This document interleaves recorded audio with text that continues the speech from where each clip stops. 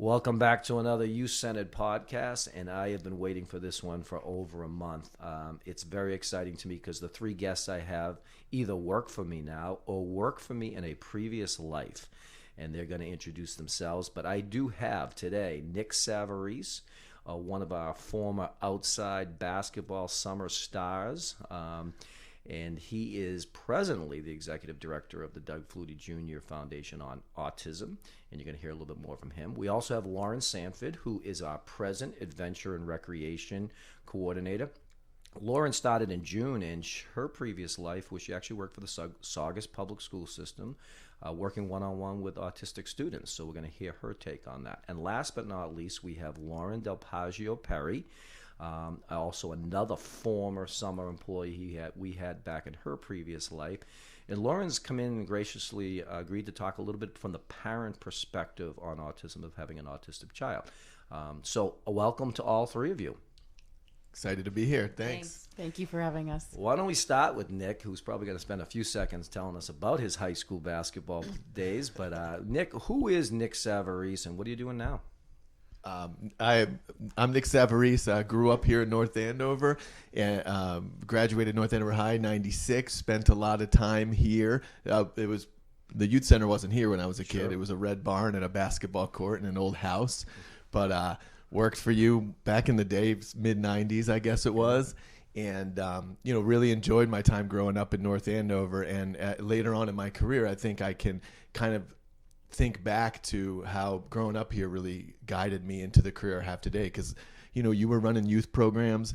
And so I actually moved out to Colorado, and I kind of took for granted that North Andover has youth programs, and not all towns have it. I figured every town had things that we had growing up.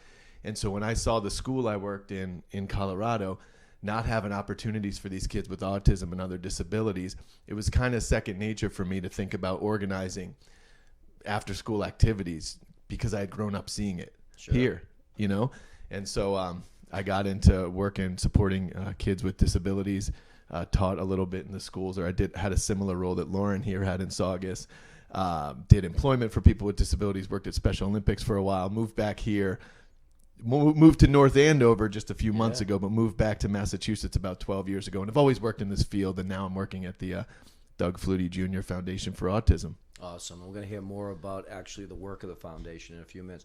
Lauren Sanford? Hi. So I currently work here since June, like Rick said, as the Adventure Recreation Coordinator.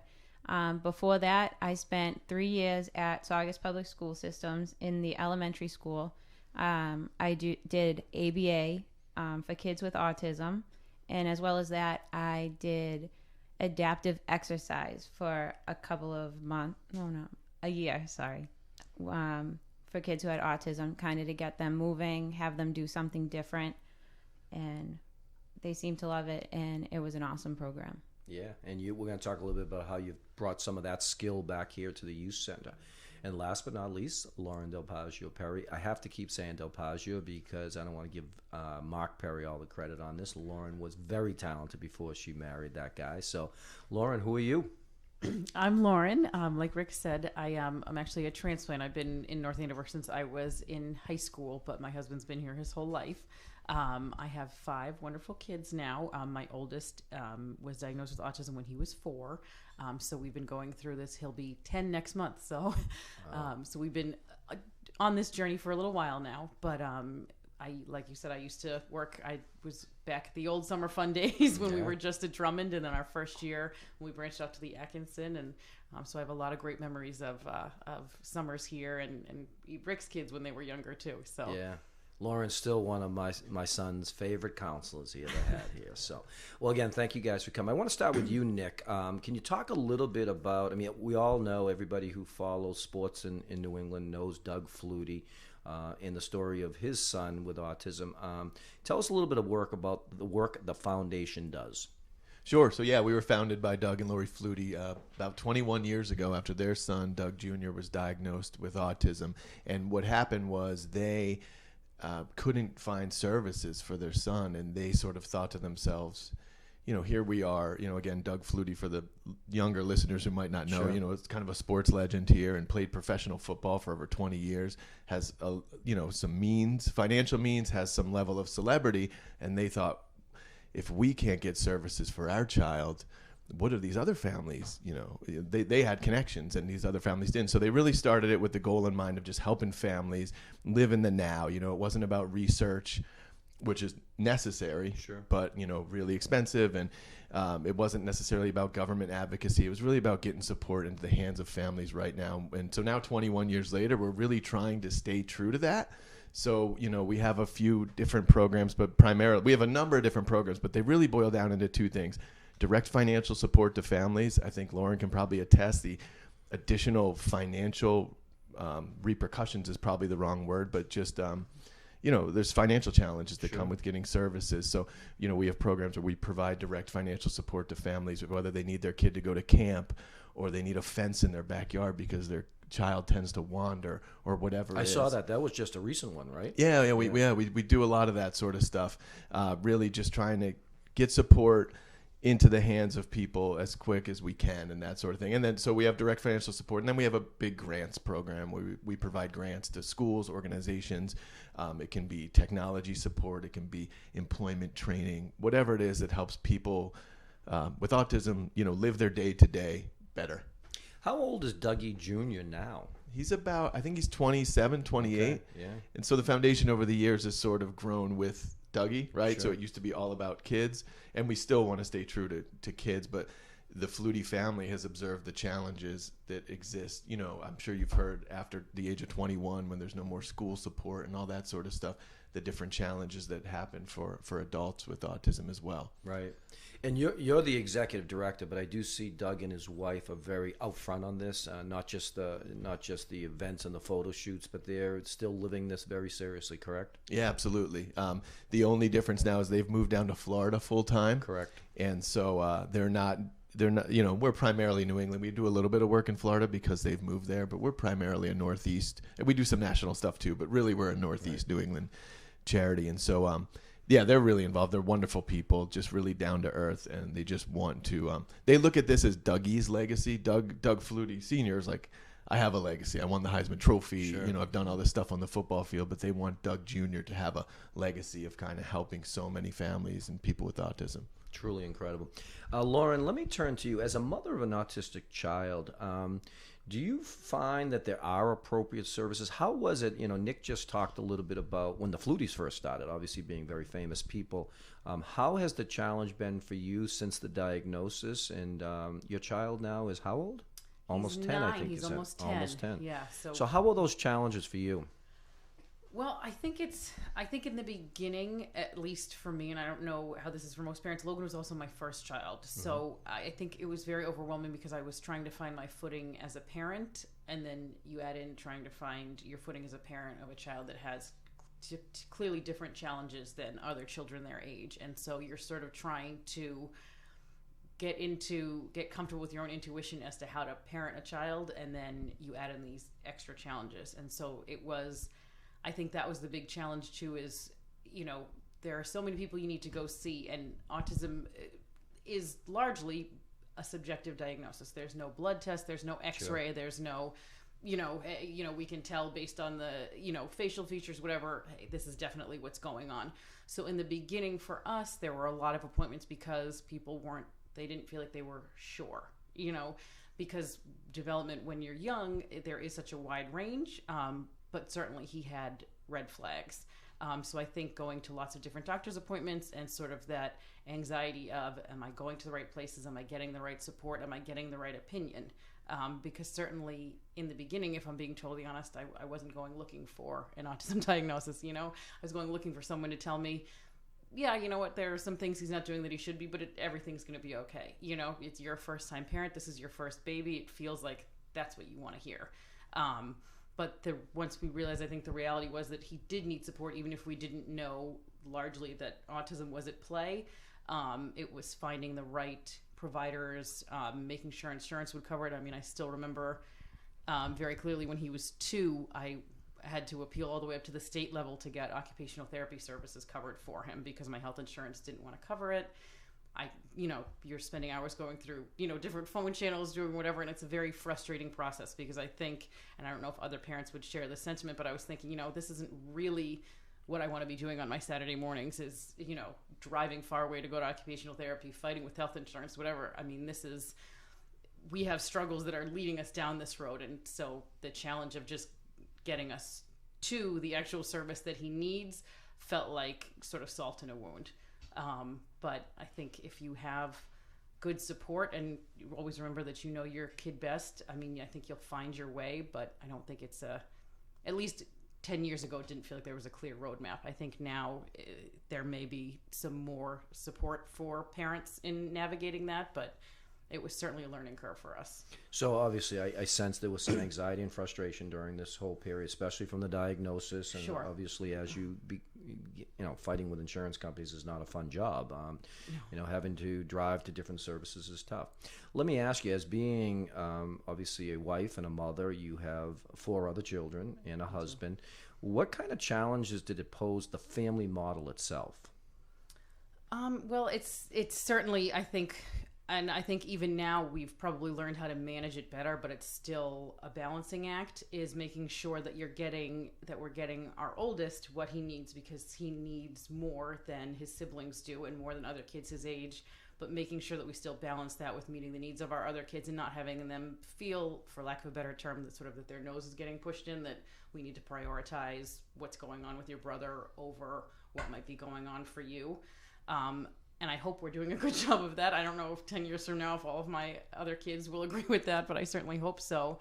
But I also think that, particularly in our case, I've always felt that having a larger family, that having these siblings for him has been probably the greatest thing we could have done for him. I mean, all of the other services and costs and driving notwithstanding, which was a challenge, I think being part of a big family, because there are some things, and especially for a lot of kids on the spectrum, sort of that social inferencing, that intuition that this is appropriate, that being this close to you is appropriate, that talking about this topic is appropriate, is not something that comes as naturally to them, certainly not something that comes very naturally for my son.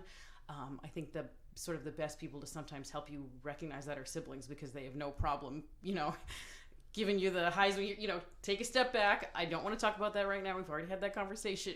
They do a really nice job, I think, of helping him to recognize and learn things that would be really hard for him to learn in other situations, because as nice of a job as schools and other places do of inclusion, and not that this is a bad thing, other kids are sort of polite or will sort of tiptoe around social missteps because nobody wants to be that person. And I appreciate that. I totally appreciate that, because I would never want another kid to make Logan feel bad.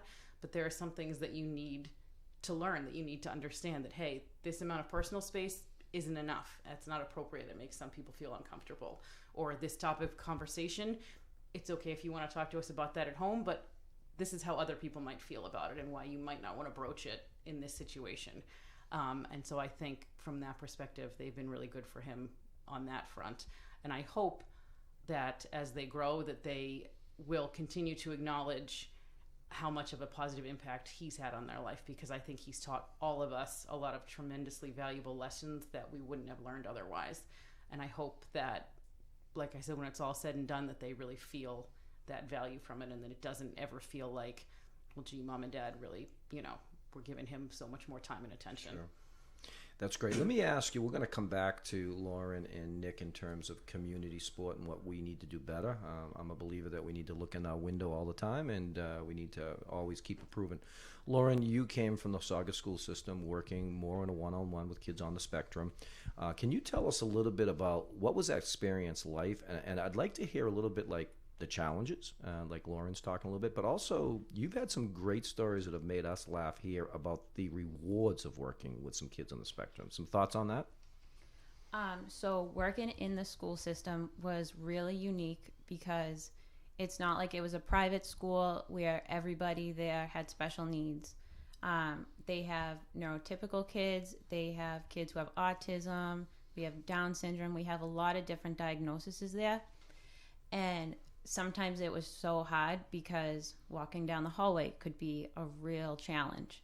And we saw it, we understood, the classmates, the other teachers were fine with it. But then you had a 3rd grade class walking by and they're looking at them weird, and they're like, why is he doing that? Why isn't he just walking to class? And that was so hard because, again, you don't want to say the wrong thing to those kids, but you get so frustrated. There were so many times that I want to be like, just keep walking. Like, there's nothing to see here. When you get upset, you cry. When he gets upset, he wants to lay on the floor. Like, there's different ways to show emotions, but like you said, some kids just don't get it, and they'll try to be nice about it, but then there's some kids that just don't understand, and it was so frustrating. You also had the teachers that were old school, and they look at these kids and they're like, just outplace them. And that's what broke my heart the most, that we are here working so hard. We had a kid who was nonverbal, and he had an iPad to talk. Slowly, he found his voice. When he read Brown Bear, we all lost it, because you can just see how hard these kids work. And it's very, very aggravating when other teachers don't see it, because they just see what happens in the hallway. They don't take the time to come and meet the kids that are in their class. And it's horrible, really horrible to experience that. However, being in the classroom and seeing and working with these kids is phenomenal. You see them learn how to tie their shoes. You see them learn anything, putting on their t-shirt by themselves, putting on their socks and shoes, reading a book, learning sounds, emotions. Like, it's the most incredible thing that you could ever imagine, and you helped do that. It's sad because school administration and the people above you, they don't really see these kids as kids. They see them as dollar signs. So a lot of times they don't get what they need. Our classroom was fortunate to have a lot of resources. We had a BCBA that they contracted out. We had lead teachers who were extremely knowledgeable, but there was other classrooms that kind of just got put to the wayside. They had, I don't know how to say it. They just had people that weren't the best. I don't know. I don't want to step on toes, but being able to see the good side of how much we were helping them and how incredible it was when they finally reached inclusion, even if it was just for story time and attendance, to being able to do the math that is grade level, or doing an oral report on the solar system, that made it worth it, and made putting up with all the arrogant older people and students that just didn't understand, but they didn't understand it because parents weren't exposing them to it. I think that's what made it so good and so bad. I'm sure. Thank you for sharing that. I want to ask you, Nick, as the executive director of a foundation that focuses on autism, you've now just heard a mother's perspective of raising a kid from diagnosis to some of the challenges. You've just heard a professional in the field that, and I can tell she's got some frustrations of being a teacher and some of the restrictions, but also the joy that she got out of it.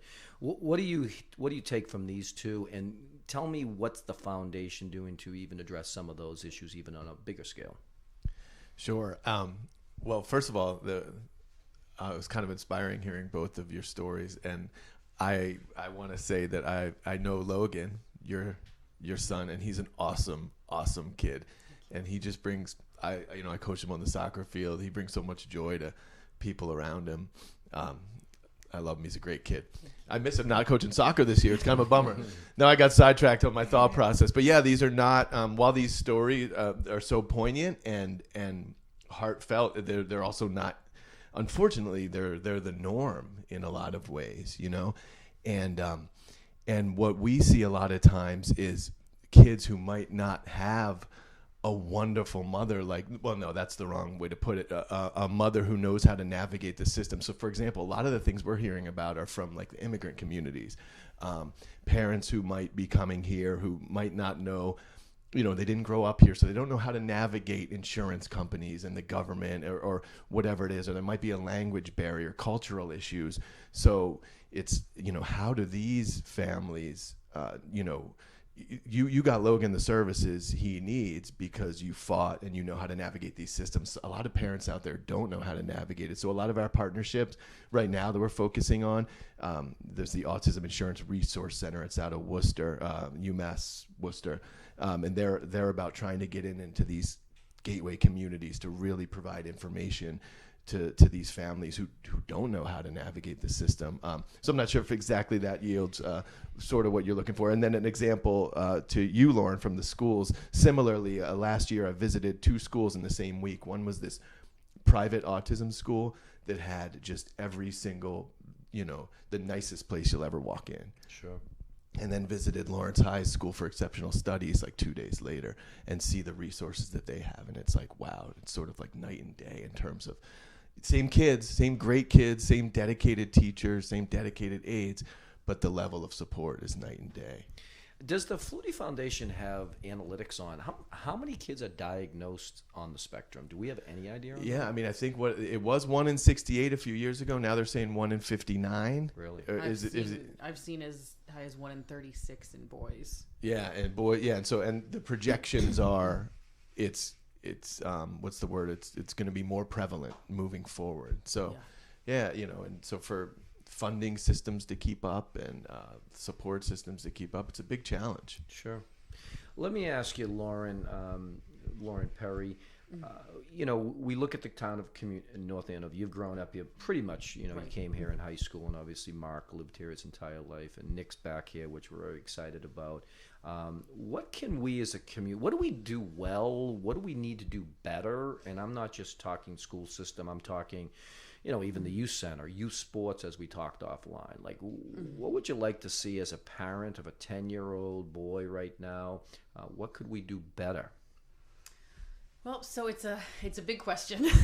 There are a lot of things that I think North Andover does a really nice job of. I think that housing the program for children with autism in the Franklin School has allowed specifically that community, and that's the one I can speak to because I haven't been into the elementary schools, but to be a really welcoming place for children, especially children with special needs. I think because the staff there, both regular and special education, have housed this program for as long as they have, that there is a unique talent that a lot of them have to working with children of all ability levels. And I think that has been a really wonderful thing for Logan, because he loves going to school, and I can't tell you how grateful I am that he loves to go to school. And there are some really nice programs in town, like Nick mentioned, the Challenger soccer program.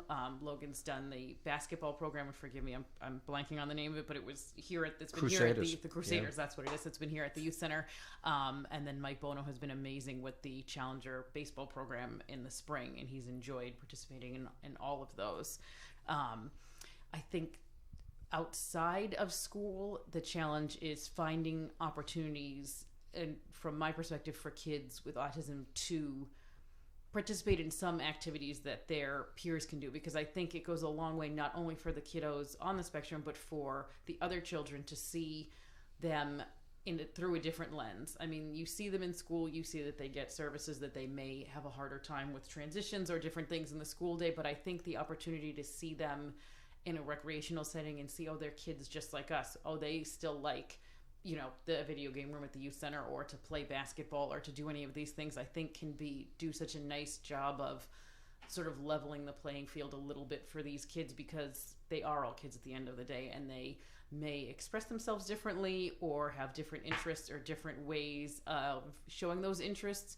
But really, I think they have a lot more in common than probably a lot of people would think from first glance, and giving them opportunities to show that in sort of a safe way with supports or, programs that are tailored to allow them to access it, would go such a long way for them and for the community. I mean, like I had touched on before, I feel like our family in particular, and a lot of the people whose lives Logan have touched, have learned a lot of really meaningful and wonderful things from him. And I know that's biased because he's my son, but, and I think that those opportunities for learning and growth are there for so many of these kids, and I think there's so much we can all take from them.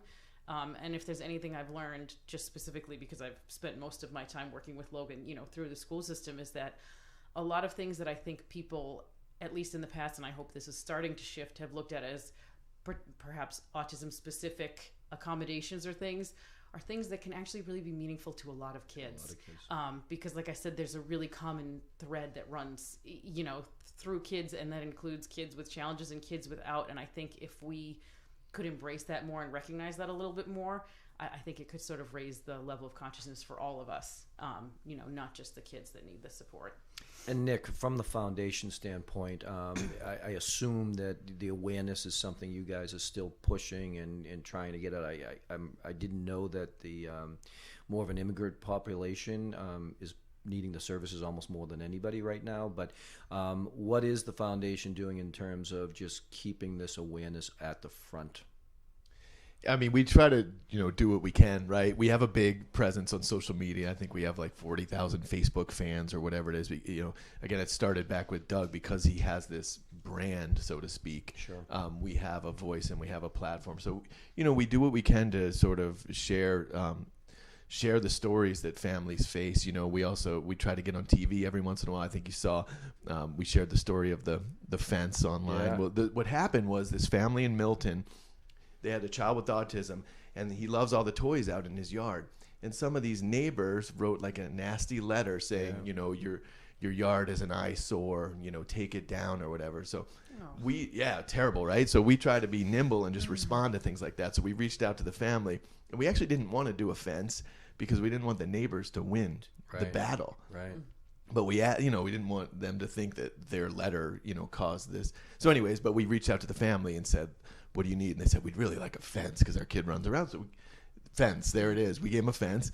We provided, the funds so that they could get a fence installed or whatever it is. And so we try to share these stories as best we can through the media, through social media, just so families know that, there are other families like them out there, and the general public knows that, autism affects so many different families and, so many people, and we need to be here to support them. Yeah, and I obviously personal friends here with Nick, but I really recommend people to follow the foundation's social media pages. And there's obviously other autistic social media pages to follow, but there's a lot of great things that are happening. And I mean, that was a heart-wrenching story for me to listen to, and I'm watching it on social media, and I know that you're at the forefront of this, but I got angry when I started hearing about the neighbors, how they were belittling the situation. And I hear what you're saying about, you don't want to give in to the neighbors, but in the long run, that's what the family wanted, was a fence. Yeah, anyway, so what are we going to... So a great thing on Well, that. I will say, though, that, what I like hearing about what you guys are doing here is we're in a different generation now, right? Sure. The kids that you're working with now at the youth center, like when I was growing up, there wasn't inclusion. Right. There wasn't any of this. So the neighbors who wrote that nasty letter, they were from our generation or above. Sure. The kids who are now growing up playing soccer with Logie or going to class, or the kids that you're working with here at the youth center, the young generation gets a bad rep, but I'm really optimistic about kind of the future as it relates to inclusion. And yeah, it's very sensitive here, so that actually is a good tie into my question for Lauren Sanford. So one of the reasons we wanted to hire Lauren when this position available was her experience of actually working with kids on the spectrum. One of our goals the last 15 years is to make the youth center all-inclusive. And I think we've done a really good job. I told you guys offline that we have kids here in the afternoon that have one-on-ones in school, and then they come here with no support services, and my wonderful staff does a great job. But we've done a really good job of trying to include that. Back when Lauren and Nick were part of here, like I told you offline, I dealt with a lot of the popular athletic kids as well as the other extreme kids who are having criminal problems and things like that. But now we've become very all-inclusive. How have you brought your skill here, Lauren, to working with kids? And the interesting thing is some of your skills of working with autistic kids has helped us with just kids that aren't autistic too. So what I think I've brought here that is so helpful is that I'm kind to everyone. No matter what the kid is doing, no matter how they're behaving. And I'm not talking about kids on the spectrum, just kids coming to camp. That's one of the most things. You always have to treat them with respect, exactly how you would want to be treated. I think it's exciting to see all types of different kids come to the rec center and feel safe and have their parents want them to be here.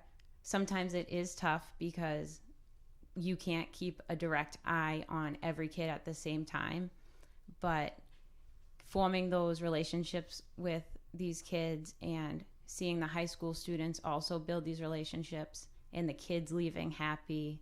And so that's a good point, leading to what Nick said. We're amazed here at the youth center in this day and age right now how kids are so protective of some of the kids that have whatever disability it might be or whatever. They're the first to let us know if there's something we should probably keep an eye on. They befriend them. They're really good to the kids. And I got to be honest, we had nothing against Lauren and Nick's generation, and definitely my generation. People weren't that nice. And to Lauren's point, the respect is huge. Mm-hmm. I think even seeing their peers kind of bring them in and play. They had a drawing competition the other day, and they weren't going easy. It was equal playing field, which is what you want. And but they hold their own, you know.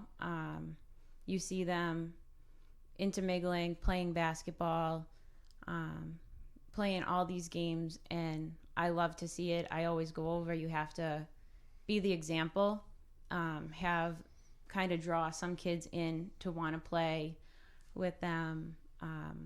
And I hope that it only gets better. I hope that parents seeing this, talking, even here in this podcast, will want to bring their kids here, and we can only grow from that. Absolutely. And as I said before we even started this podcast, we're going to have to wrap this up. We could probably talk for hours. All three of you are unbelievable. I do want one more question to Lauren DelPazio Perry, and then I want to give all three of you the final word. Lauren, best day, worst day as a parent with autism? Well, I don't want to sound too cliche here, but I think probably, I'm going to try and shy away from worst day, but I would say probably let me change that. Hardest challenging day. I think hardest day was probably diagnosis day, because it sort of takes the culmination of all of the anxiety, all the appointments, all of the what if this, what if that, whatever, and sort of puts it all in black and white in hard print right in front of you, and you realize this is our reality, and so we have to take this, and where we go from here is up to us. And I feel incredibly fortunate that we had the provider that we did diagnose him, because I think she took what was going to inevitably be one of the most difficult moments of our life and not, I feel like the best way I can say it is not make it worse, because there's really no way to couch that. There's no, I don't think there's really a spin you can put on it. It's the reality of where you are with your kid, and it's a really hard thing as a parent to hear. But I think if you can hear it in a really compassionate and wonderful way, which we had the privilege of doing, it sort of gives you the opportunity to sort of build up some hope and be able to create a path forward, even if you only take it one day. Okay, how am I going to get to tomorrow now that things have changed? But I felt like we were really fortunate with that. And I would say the best day for me, we were told when Logan was diagnosed at 4 that he would never be verbal. He had an iPad. I'm telling you, the kid was like a monkey. The things he could do with that iPad still tucked. I mean, he took it everywhere with him because it was his voice. He could do the monkey bars at school with that thing tucked under one arm. It went everywhere with him. But the day that I heard him speak for the first time, because even after we were told, I know we were both still laying in bed every night praying, please, let us hear his voice one day. And it was the month after he turned 6. And it was a really poignant time for us, because our third born was born that same year, and she started talking the same time he did. And she was like 10 months old, and he was like the month after he turned 6. So it was a really, really beautiful, really emotional time for me as a mother. But getting the opportunity to hear him speak felt like a dream come true. That's incredible. Thank you for sharing that. I'm going to give you all three the final word, just something brief you'd want to say to our listeners. And our listeners, I know there'll be a lot of people, parents like Lauren, they'll be listening to us, a lot of school personnel, people working with autistic kids, youth center staff, as well as we have a great following of high school kids that love our podcast and love learning. And I think we've learned a lot today. Lauren, Sanford, what would be your final word to our listeners? So from a teacher perspective, my final words would be to stay compassionate, be kind, and just be patient, because when you're patient with them, they will know that you care, and that's going to make a world of a difference to them, always. Thank you. And Nick, how about you? You know, coming from a guy living in town, and we are very happy you're back in town, and your kids are going to be involved with the youth center here. But you, as you go back to your work with the Doug Flutie Jr. Foundation, what would be your final word to the people that are listening to this podcast today? Sure. I mean, I think Lauren really just said it, which is be kind. And then, you know, I think because you and the schools here are doing such a great job to build inclusion into the community, I would say to the kids who are part of that, that whether they're the kids with autism or their typical peers, is take that on your journey with you, right? So when you go to college or you go into the work world, don't forget that inclusion piece. Remember that, because these kids are all, you know, growing up with you. And if you can take that kindness, that compassion, and optimistic outlook with you to include people with autism, it'll just make your life better and the world a better place. Absolutely. And we're going to give the final word to the mom. Lauren, you're amazing. I think you're doing a great job advocating for your son and raising your entire family, and being married to Mark is not easy either. Yeah, that's what I've been thinking this whole podcast. Wait, Mark landed Lauren. Exactly. Sorry. So, Lauren, what would you like to say to the people that are listening to this? Well, I'd like to say thank you if you're listening, and thank you for having me. It certainly feels like a unique privilege. I feel like anytime, if I ever have an opportunity to get something good out into the world about autism, or something that is helpful to somebody, I'm certainly very grateful to that. And I think the thing that I think about a lot on this journey is that I feel like Logan has helped me see some of the best and some of the worst that society has to offer. And I think that if I can remember to step back and sort of let him be my guide, it gets hard sometimes, because you feel like you always want to fix everything. You want to be one step ahead of everything. You know, you want to let this person know that they could, you know, that he needs this, or you could do that. But I think that the times that I've allowed myself to quiet myself and step back and let him be my guide, and look at all of the good he's brought into my life, and the people that he's touched, and the people that we have met, and I feel privileged to call honorary parts of our family now, you really do see that there's a lot of beauty in this world. And I'm always going to be grateful for that. So well said. I hope our listeners out there really appreciated this conversation. And again, we could be talking for a few more hours. This is a little emotional for me. I've gotten to know Lauren in the last few months working for me, and our journey is going to continue here. But when I look across the table here and see Nick and Lauren, you guys have been amazing. You guys have grown up to be very successful people, raising wonderful families, and glad that you're both in this town doing that. And continued success to you guys. And in honor of those old summer days, we should probably have the backdrop right now of Pearl Jam's Black playing very loud for everybody. But it's been awesome. Continued success to all of you guys. For those people that are listening, we're scheduled every Friday. We got a lot of great things coming up, some really good wide range podcasts that we're going to be doing. And you can follow us on all of our podcast platforms, and obviously our own YouTube channel also. So again, thanks to our guests. And as we finish every podcast, we always say too much passion is not enough passion.